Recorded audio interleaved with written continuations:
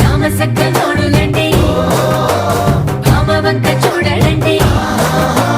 రాయభారం ఎందుకండి రాసి ఉంచినాడు రండి గుండెలోన చోటు సీతకే చూపులే మాటలై